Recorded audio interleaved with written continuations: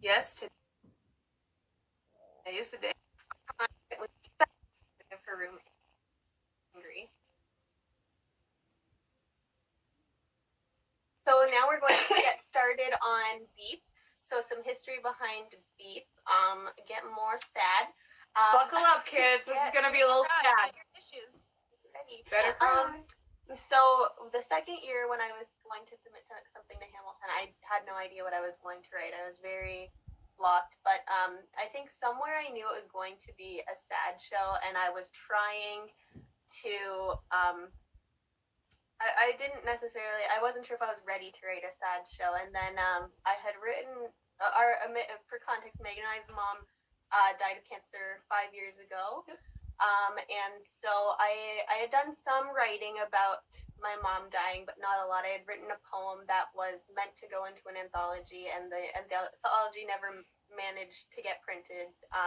So Meaghan came up to me and she was like, "Have you thought of like turning that poem into a play?" And at first I was like, I don't know how to do that because it's one person, and personally for me, I don't like the idea of writing a one person show. Maybe I'll do it one day, but right now I see a lot of difficulties in it, and I really like having interaction between characters and doing dialogue.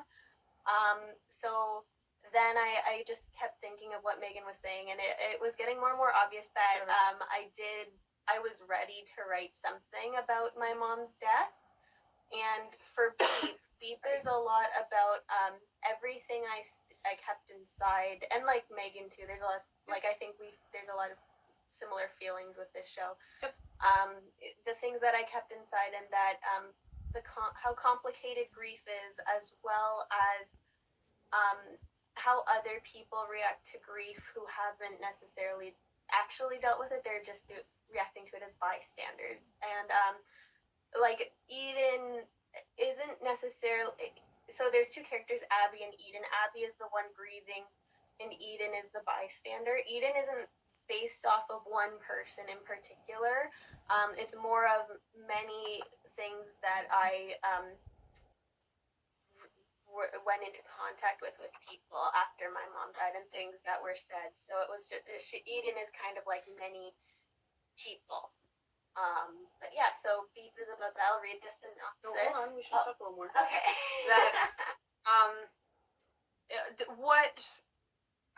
I say we, but it is mostly her, because she was the one who wrote it, is trying to get across to be aware of grief and your experience to someone who has gone through it, and to just be more mindful. Like, before we went through this tragedy ourselves, I remember being very ignorant and saying just very commonplace things, not really thinking what I was saying. So I get it, and that's not at all directed at anger or anything. But just this type of play is just to give a little bit more insight into something very difficult. Is there anything else you want to say, Kyla, before we start? Just that it's always an honor to perform Beep. Always, because this was in Hamilton and the Mind Play Festival, and I really hope that it continues to have a future, because I really think it's a really helpful and useful show. Thank you. Thank you, I appreciate that. You can also watch a version of Beep on YouTube. Yeah. We do have the staged version from our dress rehearsal at Mind from last year. So if you enjoyed listening to Kyla and Meaghan reading it, you can also watch it on our YouTube channel to get an idea of what it looks like on stage. If you are by any chance interested in seeing it performed or having it performed, you can also contact us. We'd be happy to work this out. I remember at the end of Beep, the first time we did it, people came up to Kyla and myself, obviously not knowing who she was or what she looked like, just with their own personal stories and how they appreciated this perspective. And I did have someone come up to me and ask if we could tour this in schools somehow, which is quite honorable. I don't know how to do that, but I just appreciated the comment. So if there's any way, once maybe the world calms down a little bit, that we could get this done, let us know. We can make this work. If there's an interest, we'd love to make it happen. This is an important show. Yep. In many ways, and I would love to keep it going, as Kyla says. So we'll. I just want to say, we dedicate a lot of stuff to our mom, but obviously very specifically we are dedicating this little live reading and our past performances in the very loving memory of our mom, Susan O'Connor.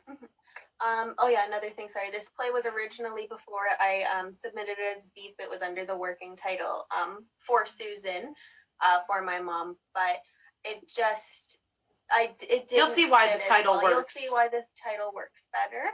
This play also has another actor in it. Unfortunately, Instagram Live cannot have more than 2 accounts on at the same time. So we have the voice clip of that we used in the show. Hopefully you can hear it. I'm going to have the volume up pretty high. Of Nicole B. And she did a great job doing this voice recording. So I'll read the synopsis and then we'll begin. We'll begin. Beep. So 2 weeks after her mother dies, Abby hears her mother's recorded voice on the answering machine. She attempts to deal with her own shock of hearing the voice while her acquaintance Eden attempts to comfort her in all the wrong ways. Abby sits at a desk with an open book and notebook in front of her. She looks at her cell phone and then calls a number on it and waits. The sound of the phone yeah, so I'm going to play it now.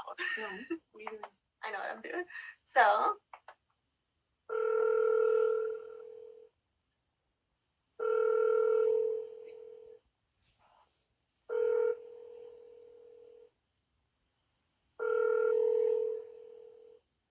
hi, we're not able to come to the phone right now, but leave a message and we'll get to you as soon as possible. Hi. Dad. I just wanted to call and see how you were doing. You don't have to call back. I'll just try again later. Abby ends the call on her cell phone and takes slow breaths, calming herself down.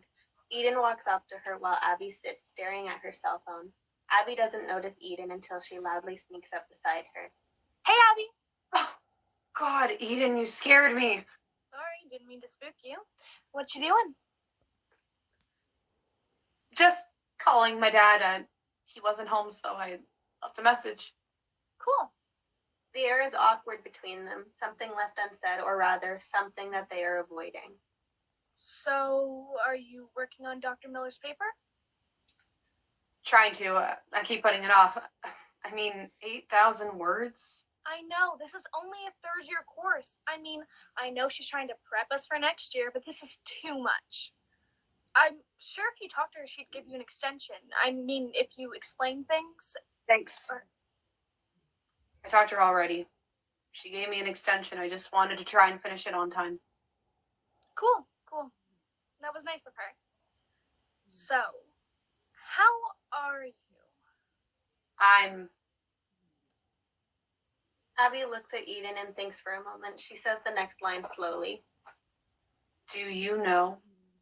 Eden pauses and then sits next to Abby. Yeah, Leo sent an email out to all of us so we could sign that card for your family. I'm really sorry about your mom. It's okay. It's just, people always ask each other how they're doing, and we always say, okay. And I keep saying okay, even though I'm not, but I guess it's not any different from anyone else. I just mean, I don't know who knows about my mom and who doesn't. So I don't know who I should lie to and who I shouldn't. You don't have to lie to anyone. I mean, I kind of do.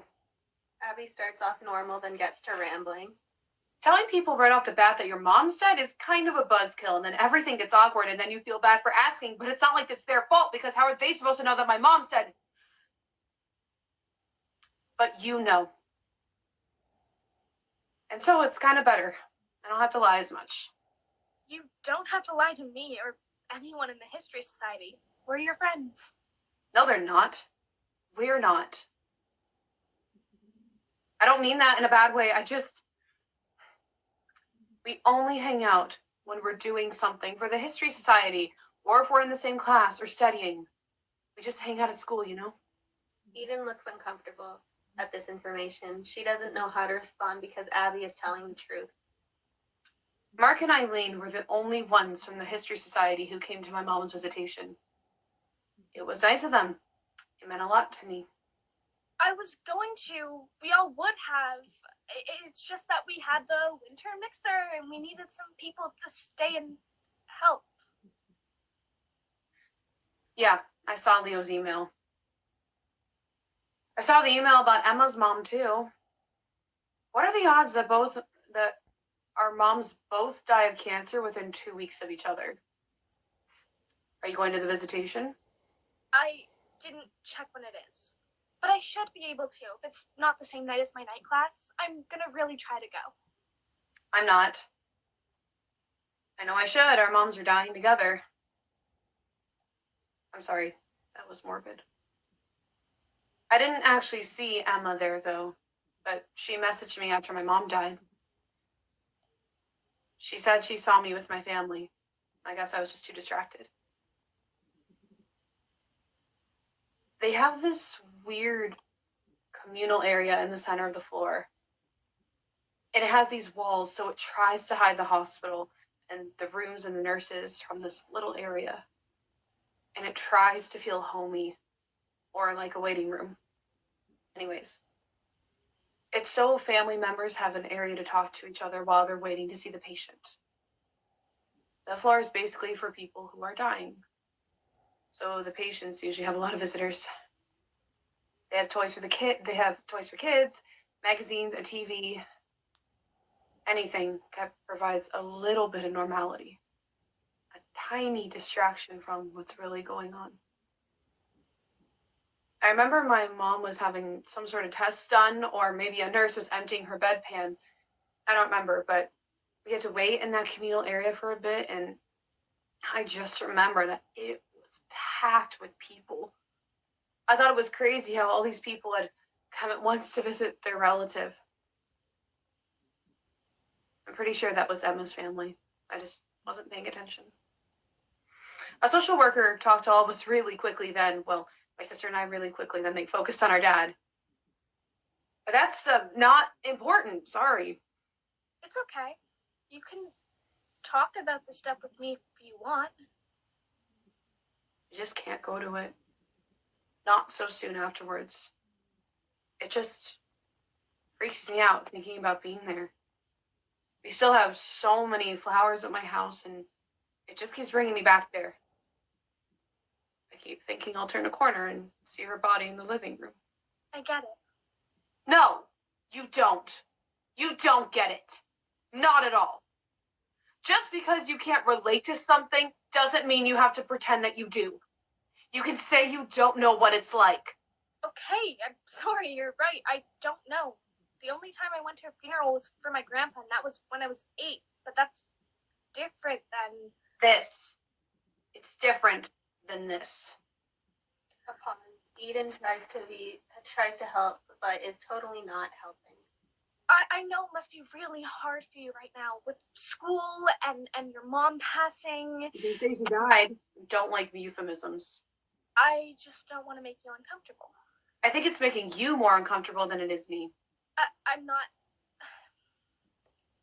We haven't really seen you in the History Society for a bit. I was at the meeting on Wednesday. Yeah, I know, but I mean, not in a meeting setting. Like, in a hangout way.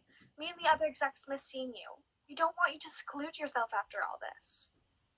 You all have my number. You can text me. We just want you to feel welcome and comfortable again and give you space at the same time. I know you think we don't care, but... I know you don't care. What are you talking about? Mark and Eileen were the only ones to come to my mom's visitation. And the rest just gave my family a card. Kat signed it with a sad face. Like, who does that? Oh, and then Leo's email. Hey, everyone. Sorry for more sad news, but Emma's mom died.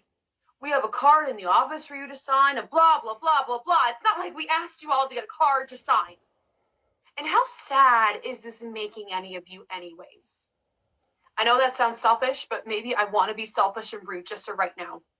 Your mom wouldn't want you to feel that way. She'd want you to be happy. What mother wants to see her daughter sad?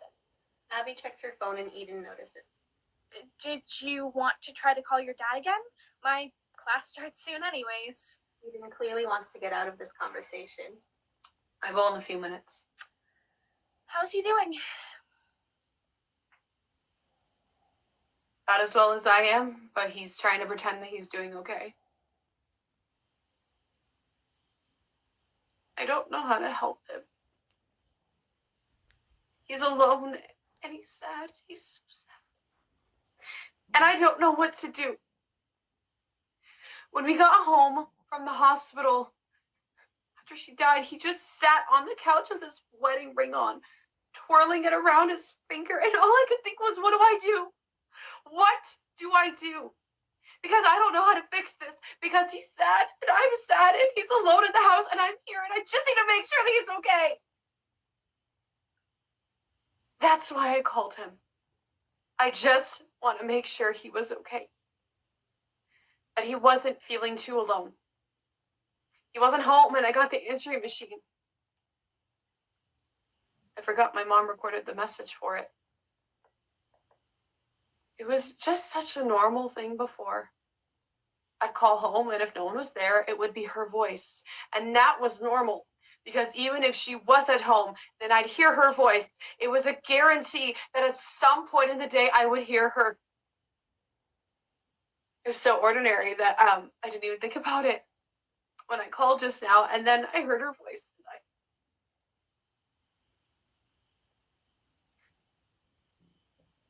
I realized that I'd forgotten her voice. It's only been 2 weeks since she died. Doesn't seem like 2 weeks. I didn't think I'd forget so quickly. It's just like she was talking to me again.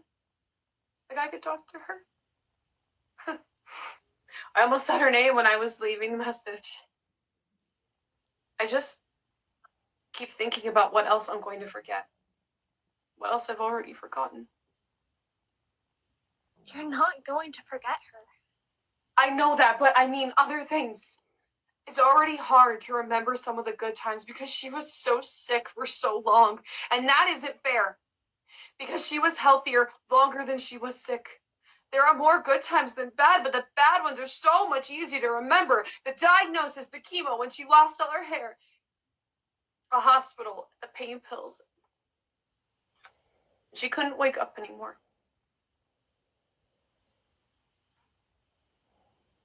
She was drooling when I saw her. I didn't know dead bodies could drool, but they can fart. They can have last twitches and spit up, so drooling isn't that surprising, I guess. She didn't look dead. Even though when I got there, she must have been dead for at least half an hour. She wasn't waxy like my grandpa was. She just looked like she was sleeping. I went to hold her hand and it was cooling. Not cold, cooling. When I held her hand, I could feel it slowly getting colder. Like her body was trying to take the heat from me and I let go. It scared me because she shouldn't have been that cold. She shouldn't have been getting colder, and all I thought about was, she's cold. She's cold. She's so cold, and she has a blanket on. She needs more blankets. It's not like a blanket would have done anything. But I kept thinking of all these things she needed, and all the things that just wouldn't make a difference anymore. You have to remember that she's in a better place. She isn't in pain, and she's always watching over you and your family. And you know, you can always talk to me, to us. No, I can't. Not even now. The lights go down except for a spotlight on Eden and Abby. Eden is in tableau while Abby paces. You just say what you think I want to hear, or what you think will help, or what will make you feel better. Abby stares at Eden, who is still in tableau. You don't care about how I'm feeling, what any of this is like. You're able to move on so quickly from this, and I'm stuck. I'm just stuck, and it feels like I'm sinking in it all, and I don't know how to get out. That doesn't matter to you, and I don't know why. Maybe it's because it's sad. Maybe I make you scared. Maybe I just make you uncomfortable. I'm just a fucking elephant in the room who shits all over the conversation, and you don't know what to say or do when I answer it. I just wish you did. And I just wish you would listen. You don't even have to understand. I just need you to listen. Abby sits beside Eden and the lights go up as we return to a part much earlier in the play. She already gave me an extension on the paper. I just want to try and finish it on time. Cool. That was nice of her. So, how are you? Abby looks at Eden and thinks for a moment. She says the next line slowly. Fine. I'm fine. That's good. Eden puts a hand on Abby's shoulder. I'm so happy you're doing so well. You're handling it so much better than I or anyone thought. You just have to keep being as strong as you are, and before you know it, you'll be feeling so much better. Yep. I know it. Thanks. Good. She gives Abby a forced, one-sided hug. Can't wait to see you in the lounge. We're all so excited to hang out again. And I always have my phone on me, so text me anytime. See ya. Abby watches Eden go and breathes deeply, staring at her phone. She types in her home number slowly and hits call, lifting the phone to her ear again. While the phone rings and the lights dim around her.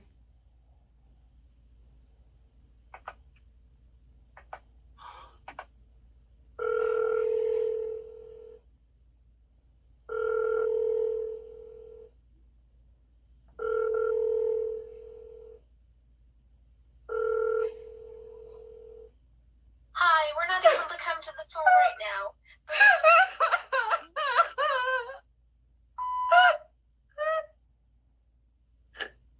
The stage goes dark. The end. That show never fails to make me so sad. I mean, it's a little bit of it. Woo, it's hard to switch back and forth. Sorry, I'm fine. It's definitely hard to go into a place like that again to deal with that, but it's also very cathartic. I have found performing in this show, because obviously, Abby's kind of a mix of the two of us, and anybody else, obviously, who is going through it, navigate it together. So just to access those feelings in a more healthy way is definitely, has definitely been very helpful. It's definitely a play focused a lot on grief and mental health, so it was an honor when we were asked to participate in the Mind Play Theater Festival, which is a Hamilton-based theater festival completely run around shows with mental health. So that was such an honor, and to get to perform this twice live. So we want to thank Adam Bryan for that, who is the coordinator and founder of Mind Play, for asking us to do that. That was a great honor. We really appreciate that. And we'd like to thank Hamilton Festival for letting us in both times. It's been such a fantastic time being a part of both festivals, and we hope it happens again next year. Should. The world should be a little bit more calm and a little bit more normal. Let's be optimistic about that we're all going to be able to be this close to people again. What a concept, right? It's very cool. So does anyone have any questions, Kyla, or any last comments? I cannot wait to perform with you guys on a stage. I hope we get to do it again. I love doing this. It's very full circle from me sending in my audition tape. It really is. In every form, every media, on stage, on Instagram Live, on YouTube. Definitely. It's everywhere. Definitely. Okay. I feel like I've said everything I want to say. We appreciate everyone who has joined us today. On the chat, we have been seeing the comments. I've just been kind of focusing. And so is Kyla, because we got a very professional actor over here. But we appreciate Kyla for joining us on this, just to make up for the fact that we unfortunately could not perform the end of July this year. We will one day. We will one day. They will get a chance one day. Absolutely will. And for all the comments from everyone here to show that you support us as artists and artists in general and local theater, all of that good stuff. Local artists and everybody needs that help around this time just to get noticed or you know, to keep their shop afloat. So we appreciate that support a lot. And just to shout out some comments, thank you to Ashley for saying she liked hearing the backstories of the play. I was really excited to kind of share that because as a writer, I don't really get to. I just kind of put the play out there and that's it. Thank you to Jenna. For always being a big supporter of Audra's ours. probably there too for great job, ladies. And thank you, Erica, as well for saying she loved it. To the girl who said that she has a minor in black magic, I didn't get a Paige. Okay, Paige, thanks for joining too, and all of Kyla's friends.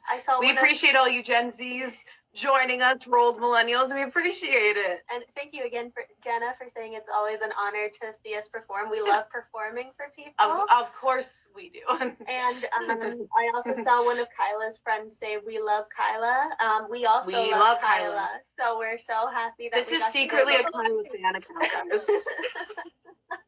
Secretly, this is. It's not about art or anything. It's just about Kyla. Yeah, it's about Kyla. 24/7. Yeah, there we go. Oh. Thank you. Let me just take a bow.